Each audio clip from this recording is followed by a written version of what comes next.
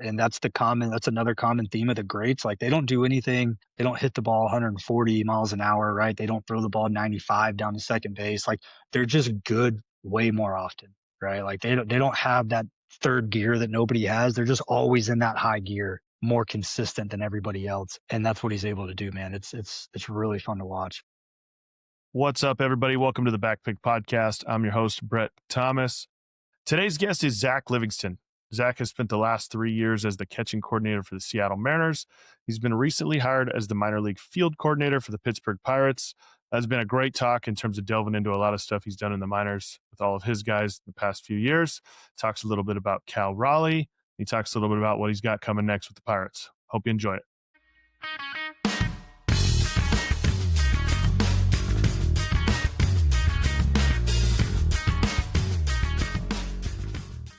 The Backpick Podcast is brought to you by All Star Sporting Goods, who is revolutionizing catcher's gear for the modern day catcher.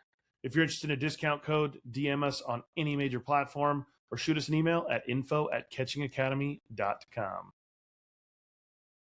So a new role for you. Congratulations. Yeah, thank you. On the new job. We first started this conversation. You were the catching coordinator for the Mariners. Obviously, I'm sure you'll have plenty of catching responsibilities, but now the field coordinator for the Pirates. Really exciting time for you. Let's start at the beginning, though. Talk a little bit about your background in baseball and how you got to where you are. Yeah, I'll try to keep this part of it short. Bounced around quite a bit.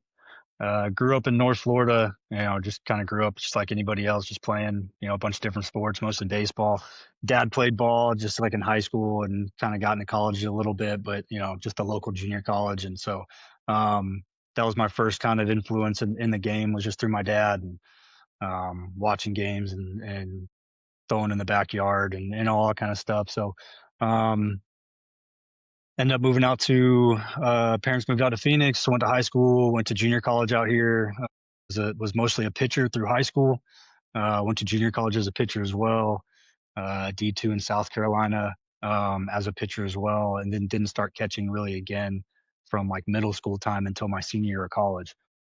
So spent a long time facing the other direction, but ended up right place, right time. Good enough game in front of the right guy to where the Angels gave me a chance after my senior year. Drafted by them in 2012. Played for them 12, 13, spring of 14, and that's when I had the kind of awkward meeting of like, hey, we're releasing you and offering you a job at the same time. So started coaching right away with the Angels in rookie ball. That was in 2014. Was with them 14 and 15, hired over the Mariners in 16 as their AZL manager. Did that for 5 or 6 years, and then transitioned into the catching coordinator role in 2022. And then, now the minor league field coordinator with Pittsburgh. That's a tough transition that way, going from the bump to the batter's box. When was when you decided to transition as a senior, had you hit it all in college?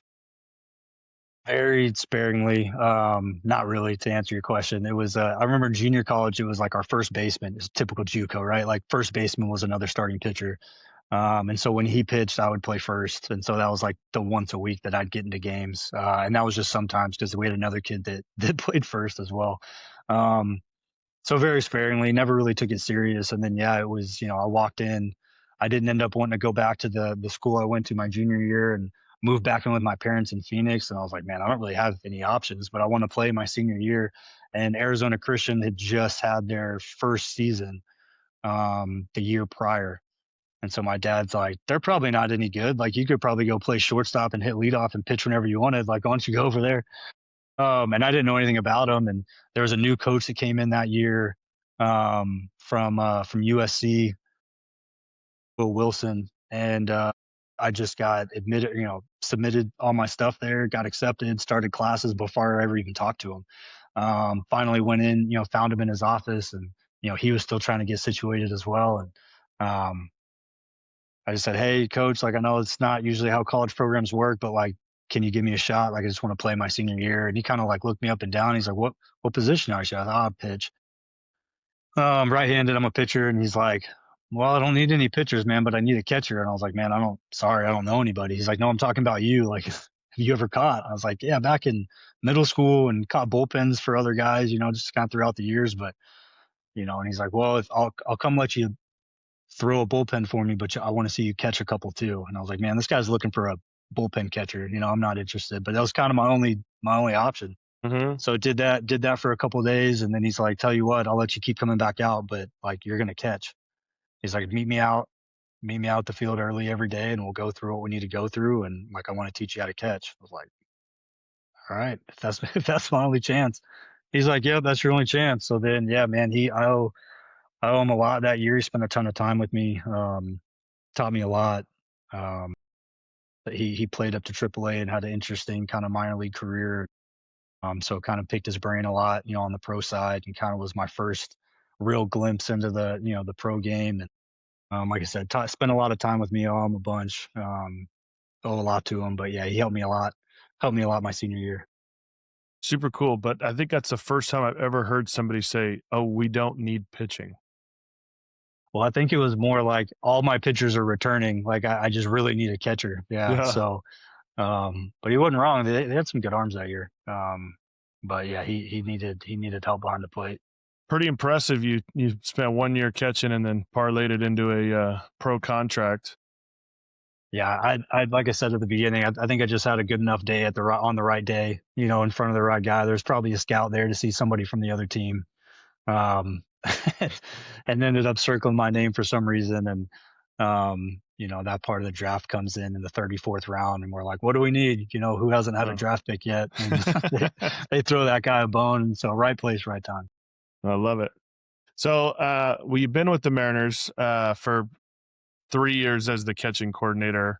And I think, for me, that minor league catching coordinator job is so cool.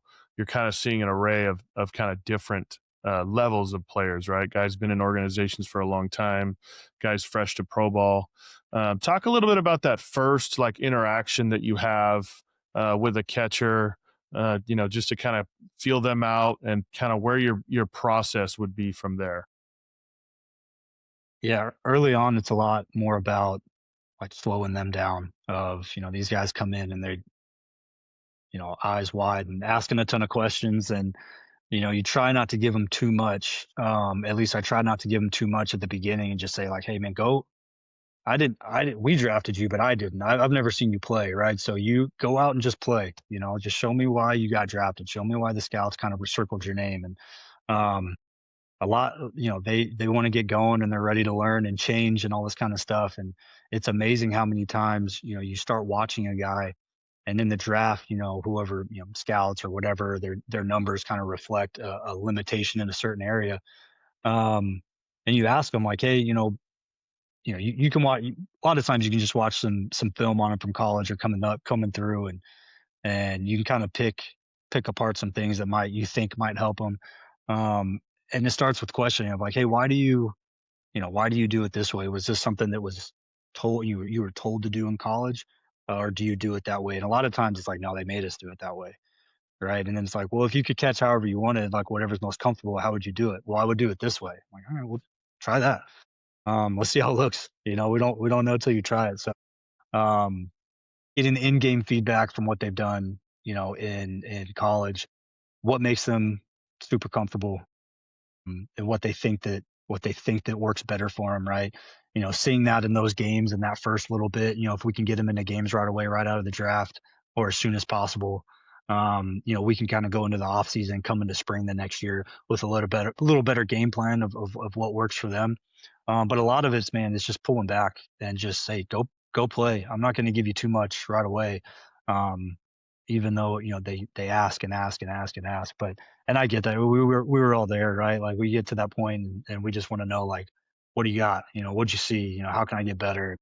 So it's hard to not answer that sometimes, but I think that's the best thing you could do, man. Like don't get into pro ball and just start changing stuff because you think pro ball is a different game. It's really not. There's some differences there, but it's, bases are still 90 feet and the mound's still in the same spots. Trying to encourage them to be, who they are and what got them there, and then go from there. There's guys like now we're at the point where this I feel like 3-4 years ago it was like the first move bringing a guy in was like, all right, we got to try one knee down because that's like we're seeing a lot more out of that. Are you seeing more guys come in already somewhat fluent in the knee down stance and being able to do stuff there? Yeah, you would think it is more apparent than it has been in years past. Each year, right? It gets kind of more and more that way. But there's some guys where a couple of years ago we had a kid, and it looked like the only thing he was worried about was not letting a ball get past him, right? Like he was like forever in the blocking position. And I remember asking him, and I'm like, hey, what were you like? What was really important to to your not organization, to your school, to your program? And he's like, yeah, they said they didn't care about anything. They just didn't want a ball. Like we couldn't miss a block. Like that's when we were going to, it's like, well, I would set up exactly like you're setting up if that was my only goal. Right. But it's Mm-hmm. probably not going to help us receiving. Um, so yeah, for him, it was like, yeah, I did it in bullpens, but I never really did it in a game. And so a lot of times, we've had a handful of those guys that are like, I've messed around with it, but I've never really fully gone into the game. My coach didn't want me to, or whatever it was. And I've found out that if you say like, all right, just keep working into bullpens, keep, in between innings, do it when there's nobody on, maybe do it early and before 2 strikes, like try to get them comfortable with it. And I've found that like that road to be comfortable for those guys is so long because they keep putting excuses in their head of like, but if I mess up, then what happens? And so you just say, hey, like you're not allowed to not be on in today's game, right? Like what's the worst that can happen? Like a game your first year of pro ball is not going to be the reason you make it or break it. So Mm-hmm. you just take that away from them. Say, I'm going to do exactly what your college coach did, but in the other direction, and say like, you like it, you trust it, but you're just still not sure because you haven't done it in a game. Like do it, and just convince them that those backfield games like aren't going to have a huge impact on their career. And, I always promise them if you have 12 missed blocks today because you're on a knee, like it's going to be, well, I'll make sure I write the report. I'll show you before I send it out. It's my fault. Yeah, you're fine. Like nobody's going to think less of you. So yeah, it's forcing them into it, early on. And then pretty quickly after that, they'll get to a block or do something to where they're like, man, I didn't think I could do that. And it just kind of happens, right? Like without thinking about it. So they learn to trust it, somewhat quicker than they would if they kind of had their own grounds on how to do it. I think it's such like a mindset change now where it's like, it's like I tell guys when they first start doing it and they want to, we've done all the technique, we've been working on it. It's like, all right, how do we translate into the game? It's like, we got to catch bullpens now, no matter what stance we're in, like we're going to block. Because the reality is like, sometimes the mindset is like, I'm knee down, nobody's on base, but I'm going to go to 2 feet when runners are on. So then nobody's on base. I'm kind of like, whatever. Like, but it's like, but if we start to just feel those blocks knee down, we start to feel so much more comfortable with it. And that transition becomes 10 times easier. Yeah. Yeah. To that point too, like helping guys realize, what they do best in different knees, right? And then like teaching them the context of the game, I think is huge. A few years back, we started to dig into guys of like, and it seems pretty surface level, but at the time, like it just wasn't what we were like really focused on. Um, and we would split up like, man, our receiving kind of goes down when there's runners on base, like why is that? And is it because we're jumping to a set? Is it just coincidence and pitchers are rushing and they're just misfiring and that's bringing our receiving numbers down? And the more we dug into it, it's like, hey, when nobody's on, your left knee down, why do you go to right knee when the guy gets on first? And they're like, well, I throw better. And it's like, well, that's the 6-hole catcher that hasn't had an attempt in 4 years. Like, what are you really worried about, kind of thing? There's 2 guys that we got to be ready to throw on, and those guys can't surprise us, right? So like, if you want to start in your best throwing stance, by all means, go for it. But if we're not worried about that guy running, there's really no need to be right knee down there, right? Like, let's get back to receiving and let's get back. And if the guy goes, if he's not quick enough for us to, need to be in our best throwing setup and we can transfer out of it, be a slightly less efficient, but still put the ball, on the bag. Let's do that. Let's start training that way.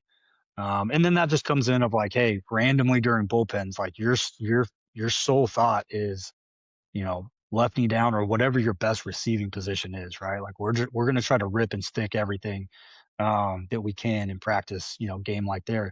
And then randomly, I'm just going to yell out runner, right? Like, and whoever's about to catch a ball, like that's when, we got 4 or 5 guys going all the time. Mm-hmm. Like that's when you're going to switch out of it. And just kind of keep them on their toes that way of like, even when you least expect it, your body's going to be able to kind of get out of it and get to 2 feet or whatever it is.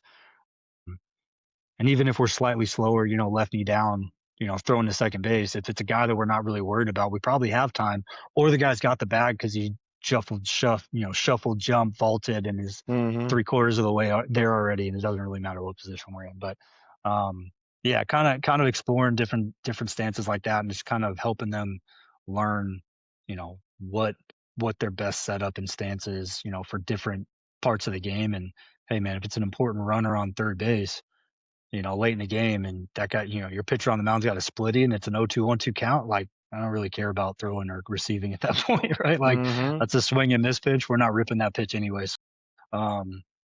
Teaching them helping teach them the context of the game of like when, what, and when, is a fun process to go through with those guys.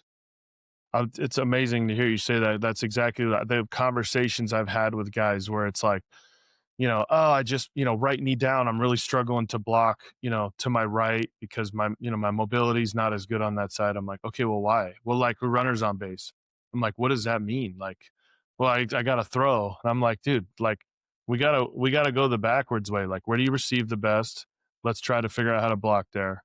Where do we receive and block the best? Let's try to figure out how to throw there. And I'm like, you're spending so much time, especially because it's a physical deficiency. It's like, keep working on your hip mobility. This will probably get better. But the reality is, like, let's just spend some time figuring out how to throw from our left knee down stance, like figuring out how to get out of that. Maybe we pop into 2 feet, whatever it is. But it's like, we're spending so much time, trying to fix the problem that we've kind of already conquered in left knee down to then, have to just completely reinvent the wheel with it. So it's like, I think the throwing from left knee down thing, I'm happy to see is like starting to become a little bit, more seen, where it's like, got guys is like, man, some of them are like, and I don't even say anything. I'm just like, hey, they're like, how do I throw left knee down? I'm like, well, go left knee down. I'm gonna throw you a ball and like throw it. And they're like, oh, like that wasn't that bad. I'm like, yeah, it's not as bad as it seems, right? But like, we just kind of have always, and it's not just the process of this thing. It was like when it first started, like Mitch Garver was right knee down the whole time, and everyone's like, oh, you just kind of got to be right knee down with runners on. But now we're seeing like, Cal Raleigh and Sean Murphy, and over here in Oakland, Shea Langoliers, like ton of throwing from left knee down stances. Just got to understand how our body moves best.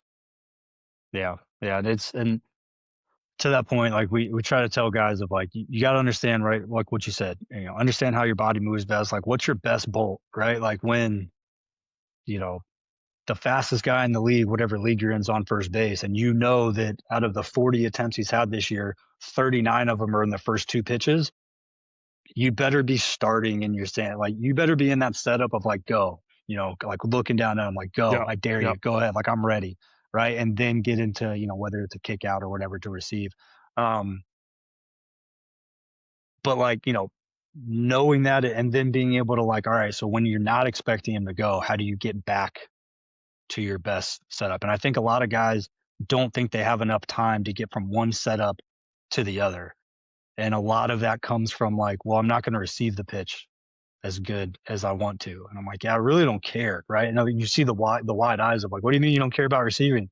And it's like majority of the time, you're not going to get the strike call anyway. Right. Like there's those 3, like the 3 events that happen that lead to the most like missed strike calls for umpires are like, misfires, right? Bunt attempts and stolen base attempts, right? And check swings. There's another one, right? So like anytime something else is going on, like the accuracy of the zone like shrinks substantially, right? Mm-hmm. So there's a lot that you can receive it perfect and you're still not going to get it because that guy's worried about a check swing and a runner going and you coming up to throw. He's probably going to blast that one anyway. There's a lot going on. It's not an easy decision to make from an umpire. So, the other way we throw it is like, let's say that it's probably north of 150, but let's say there's on average 150 pitches a game. 5 stolen base attempts is a lot in a game, right? Like, but let's just say the average is 5, and just acknowledge that that's like on the extreme high end most of the time. That means 145 pitches in the game, like you're in a good receiving stance, and only 5 of them you're not. Like, are you willing to give that up?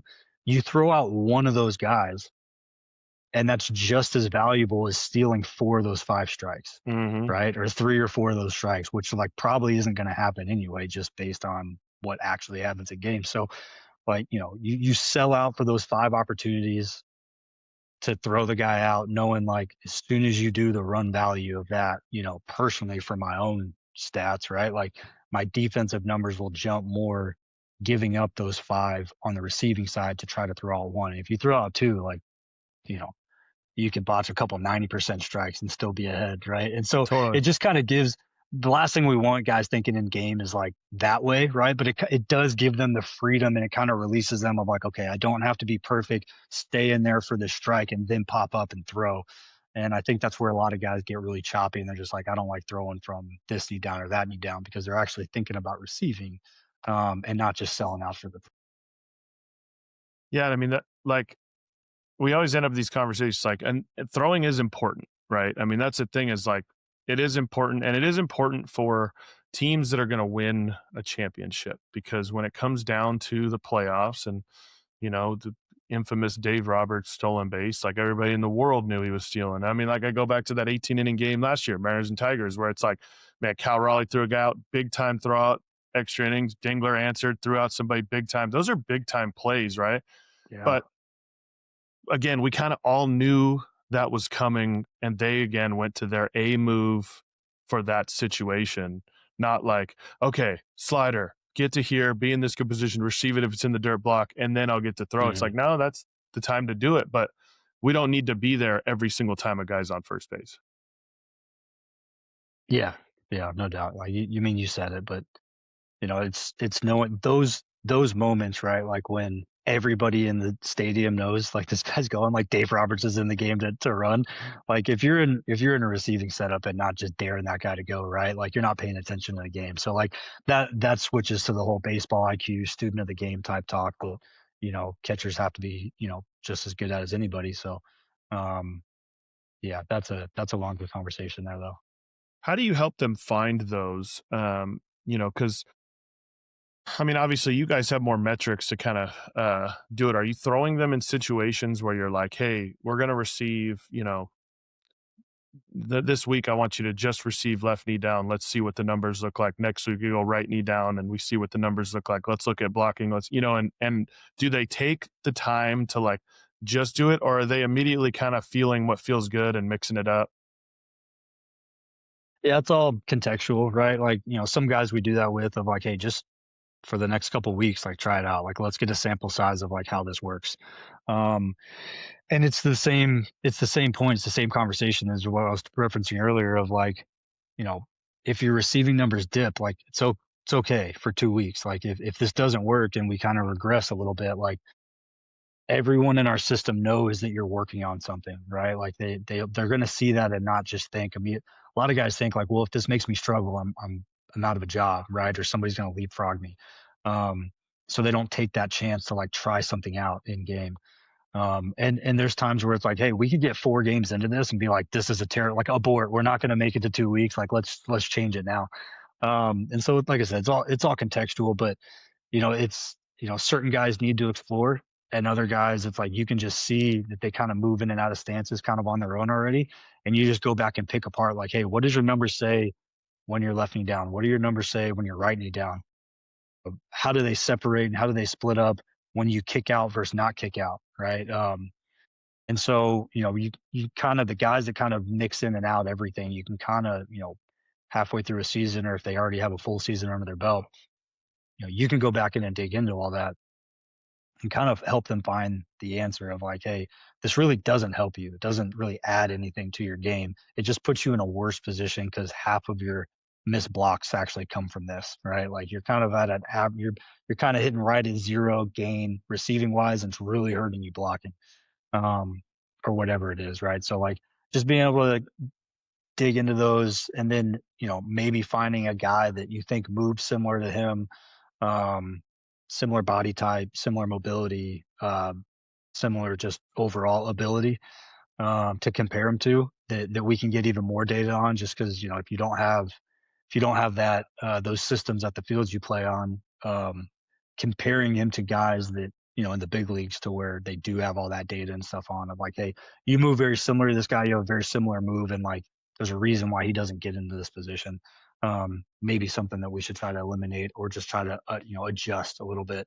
But yeah, it's all kind of trial and error, especially early on. once they get to double A, even in double A, I think you can get away with it. But yeah, once guys are a little bit more hesitant when they're a step away, when they're a call away, right? Like they want to be at their best, Mm-hmm. and as comfortable as they can be when they're that call away. But which I get, I would never force them to do anything they're not comfortable with. But um, yeah, just kind of ongoing conversation of, hey, what'd you see there? Why'd you get into that? Set up, and then okay, got it, and just kind of taking those mental notes and kind of gathering all that feedback until you kind of go in with a game plan and not being so like quick and reactionary when something goes wrong. And it's like, hey, because it didn't work out well, it doesn't mean that you weren't in your right, position. Like it's baseball, we're humans. But taking the time to kind of develop, that gather all the info and bringing all of that, their thoughts, your conversations along with the data, those conversations go a little smoother. I'm kind of a receiving nerd, so like I tend to always talk receiving on these. So I want to ask you about some blocking. Talk a Sure. little bit when you get guys, especially if they're a little newer to blocking with a knee down. What are you doing in terms of helping them kind of figure out that feel? Like, what is an ideal move that you want them to make? Especially as they're moving a little bit more side to side. Obviously, middle, we're just kind of putting the glove down, but side to side, how are you teaching that? Yeah, we, depending on how much, side to side, we'll go through some early on, some just kind of like sliding, like get them on the turf or get them on something.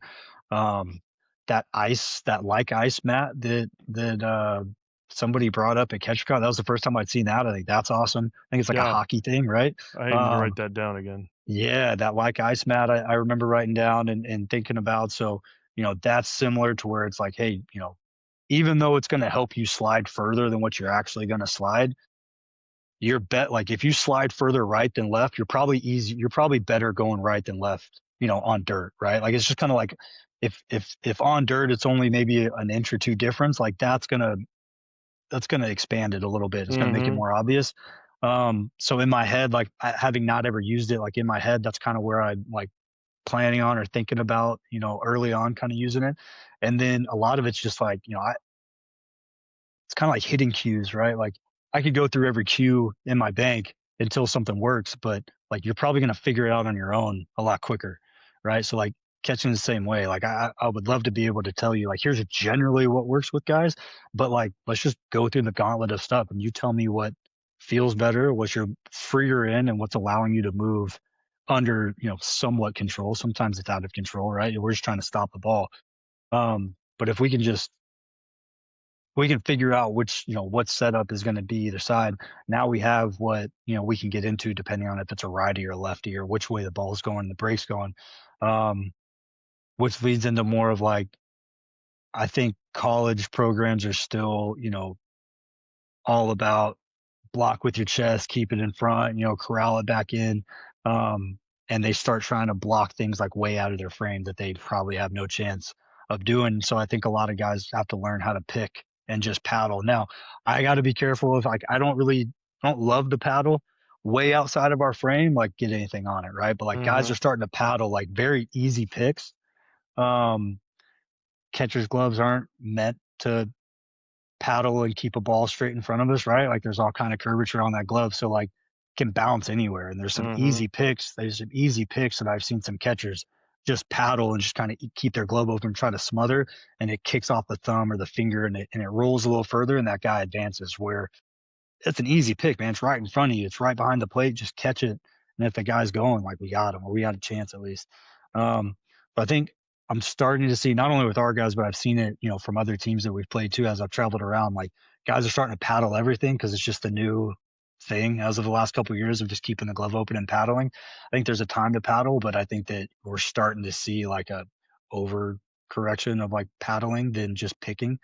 Um, so along with like helping them side to side of like what's your best stance, like we've been blocking since we were kids, right? So like you just gotta know the setup that's gonna help you move that way better, and then everything else can kind of fold and follow through. But like we just do a lot of picking stuff as well. Like it's probably part of everybody's should be part of everybody's like day to day routine is just picking. Um, something I learned early on. I talked about my college coach in my senior year. Like we did that every single day. It was the first thing we did, and it was just picking. And so that helped me a lot, just like timing of pocket and glove pocket awareness of just like being able to catch everything. So I think it has a dual purpose to it, but a lot of the times those picks are a lot easier, especially teams that are really good at reading down angle. If it's an easy pick, like that guy's a dead fish in the water. We've started teaching the paddle more. I think at the younger ages that the pick, can be such kind of like an out of control, like too aggressive move, and just seeing guys like do too much and just trying to get them to like understand like the timing of like you're thinking about picking the whole time. But if you can kind of feel the fact that you're like not 100%, like stop it and it becomes a paddle. And so like just feeling that like control of both, but like just talking here and you talking about that because we've talked about the paddle needing to be accurate. So like pocket accuracy is super important, like you're saying on the paddle, right? Because if it doesn't go in the pocket, we don't know where it's going. But what if we did a pick drill with the keyhole and just did some paddles that way? Just thought of that. Yeah. All Oh right. man, it I would think expose it, right? Like I think guys would be a lot less accurate than they think, totally. right? Especially if you're throwing like spin in there, right? Like especially if you have to go back and forth. I think like throwing the double machine of like or a straight on like change up and a slider, or like go in different directions so they can't just like master the drill, Yeah, yeah. and getting the ball spinning kind of different directions. Um, yeah, I'm in. I like that idea. Yeah. But yeah, I've started to kind of get the guys to do the paddle. I really only think the paddle is really successful on a fastball, to be honest. And I think it's got to be one where it kind of just like jumped on you a little bit and like, but I'm with you because when it got some spin on it, I mean that thing's hitting the palm more times than the pocket and it's flying everywhere. Yeah, you get those like yank sliders, right? To where like you're crossing over into the batter's box. Like, yeah, like to just, do whatever you can to knock it down. Uh, but yeah, other than that, like, yeah, blocking and picking, I think are what I think should be seen the most. But we'll see. We'll see if guys start to come back to it a little bit more. Yeah, it's interesting because like obviously you guys are picking the ball more now, which I love. Do you kind of like I know every question I answers or ask is kind of like, case by case, but I mean, are you really like kind of thinking anything that leads you outside of your frame? Like, are we just thinking use the glove at that point?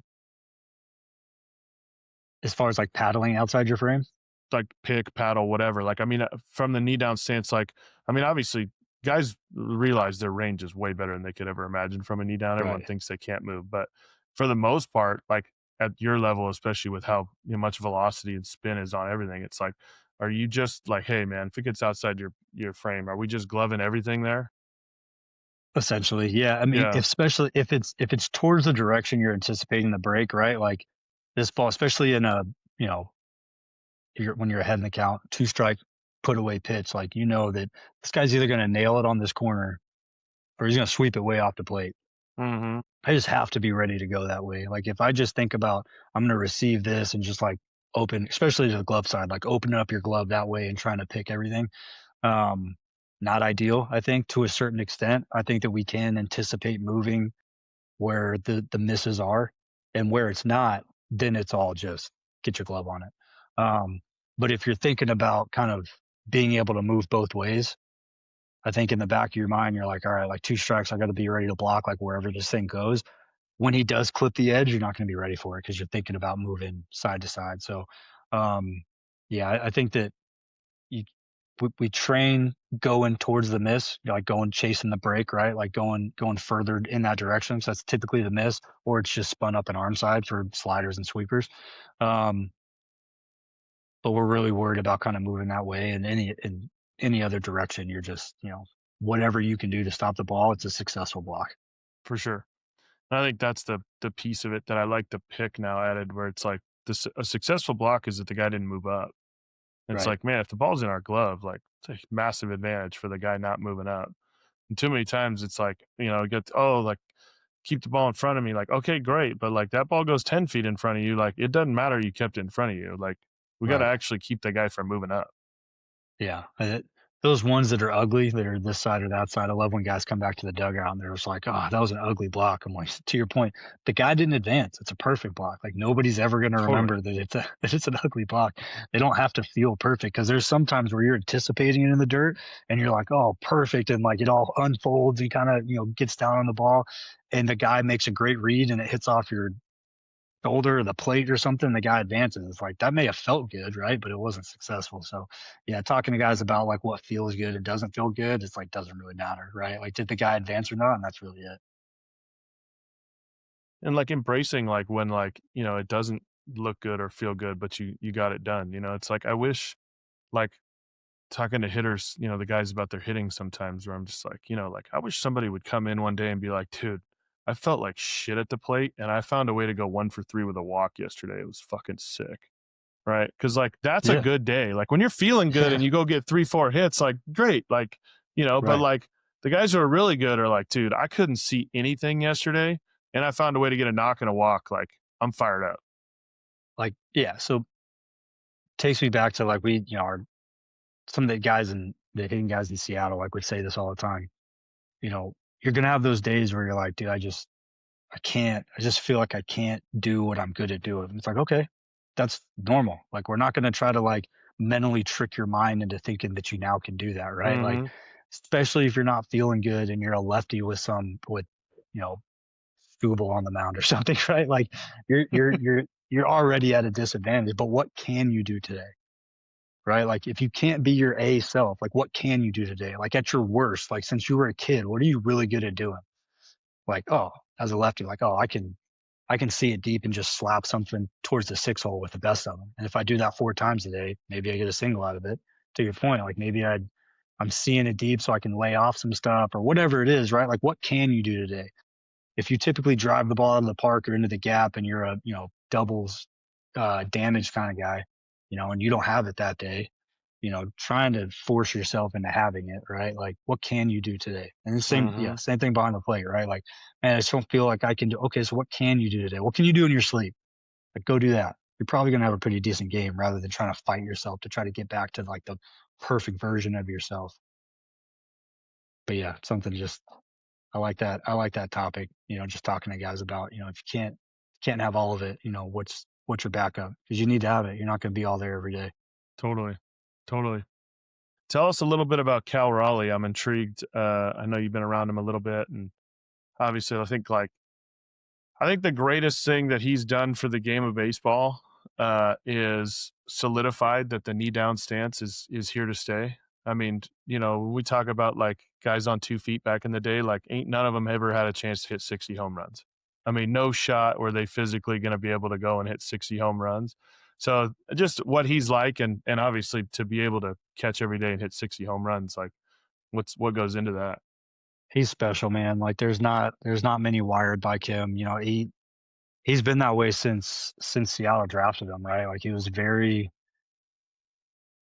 low key as far as like energy goes, right? But like the focus and attention to detail was higher than anybody else he's around, right? Like it's just the constant look for like to be better, right? Like he was in the top 3 or whatever in gold gloves or for the gold glove. And then like went to that off season was like, I need to be better. I don't even care about the glove. I need to be better because I want to get better at this. And he got better at it. And then the platinum glove comes, and after that, he's like, we got work to do, right? Like in the off season, he like buys a house in Phoenix.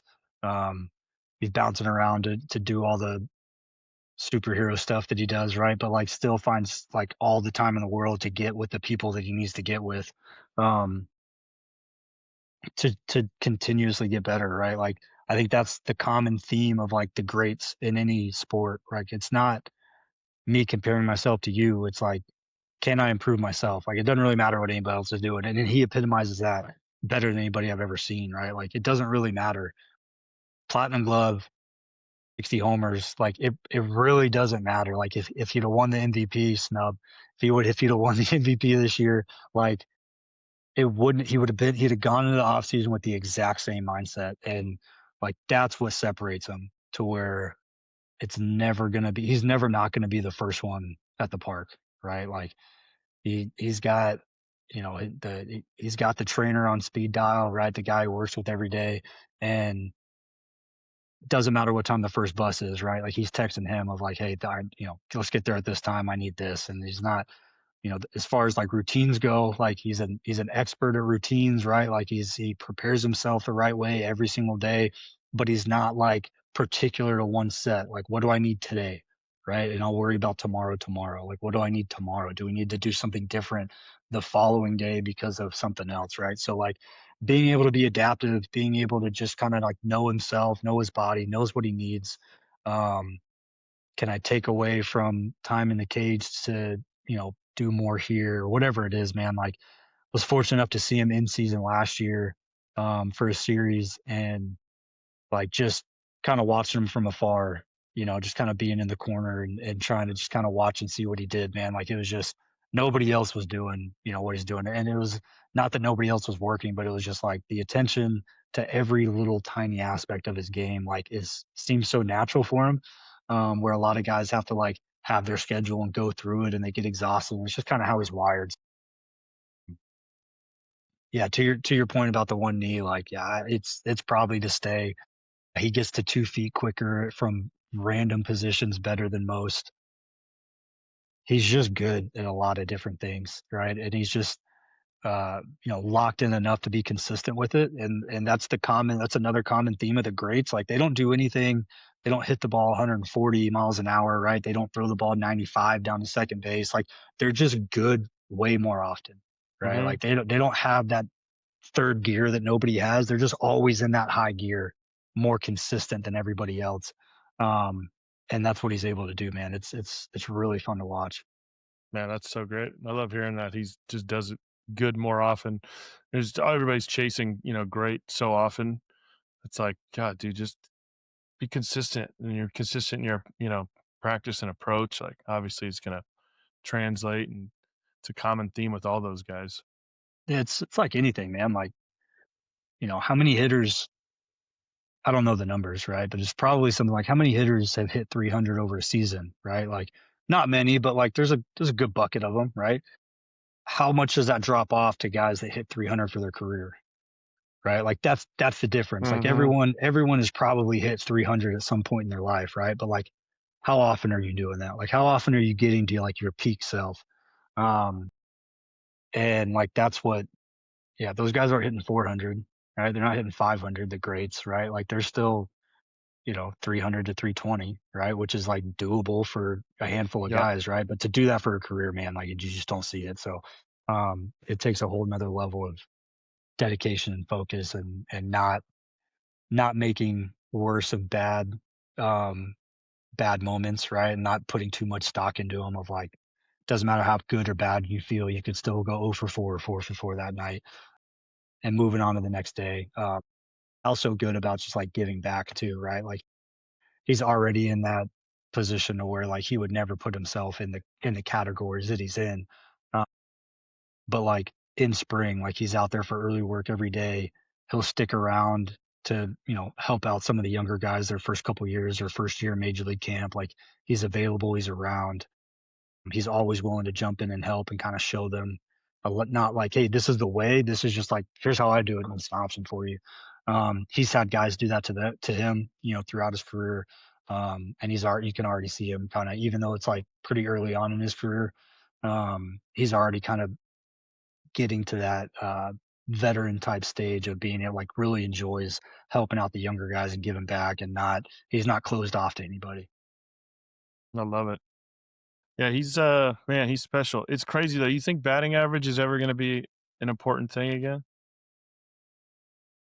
Yeah, not yes. I think there's something to it, right? Like Yeah. maybe a hot take, but like I still think it's sexy for a lot of people. Um, but I do think that like obviously everything else kind of goes into it too. Um, I don't think anybody that hits over 300 is a bad hitter, regardless of like what all the underlying stuff says, unless they just have a, you know, 600 BABIP and are just like the luckiest player in the world. Yeah. Um, but It's yeah, I mean, hard to I do at think that it's, level though.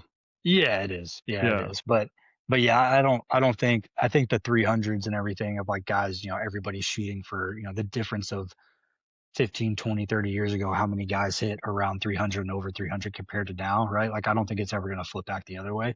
Um, but yeah, I don't know. That's interesting. I feel like I think that it's cared about more still by players because I think for as long as it's the biggest number up on the scoreboard throughout the game, I think there's going to be some care factor around it until they put OPS or Yeah. WAR, like whatever, like it's up there, Yeah. but it's, usually that first number's average. So until that gets taken off, it's always going to be around. Yeah. I just like, it's interesting. And again, like I know that times were different and the whole thing, but it's like we were having a conversation in the shop one day and, everyone's like, dude, Judge hit like, 338 or whatever. You're like, that's insane. The kids, cause they've never seen that, they're like seeing this guy Yeah. hit home runs and hit 338. I was like, hey guys, Tony Gwynn hit 338 for 18 seasons.